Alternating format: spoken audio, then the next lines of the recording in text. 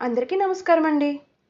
ముందుగా చికెన్ని శుభ్రంగా కడిగి ఒక బౌల్లోకి తీసుకుని దానిలో పసుపు, కారం, ఉప్పు, దాల్చిన చెక్క పొడి, మిరియాల పొడి, గరం మసాలా, అల్లం వెల్లుల్లి పేస్ట్, ఒక చెక్క నిమ్మకాయ రసం వేసుకుని కలుపుకోవాలి. ఇప్పుడు చికెన్ని ఫ్రిడ్జ్లో పెట్టి మినిమం ఒక గంట పాటు మ్యారినేట్ చేసుకోవాలి. ఓవర్ నైట్ కనుక ఉంటే మంచిగా ఉప్పు, కారం, మసాలా అన్నీ చికెన్కి పట్టి భలే టేస్ట్ ఉంటుందండి చికెన్. ఇప్పుడు ఒక బాండీ పెట్టుకుని కొంచెం నూనె వేసుకుని నూనె వేడెక్కిన తర్వాత ఓవర్ నైట్ మ్యారినేట్ చేసి పెట్టుకున్న చికెన్ని వేసుకుని వేయించుకోవాలి. అప్పుడప్పుడు చికెన్ని తిప్పుకుంటూ ఉండాలి.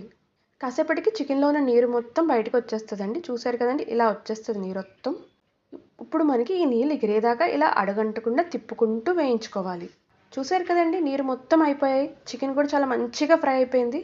అంతేనండి. ఇప్పుడు దీన్ని ఒక బౌల్లోకి తీసుకుని సర్వ్ చేసుకుంటే ఎంతో టేస్టీ అయిన చికెన్ ఫ్రై రెడీ అయిపోయింది.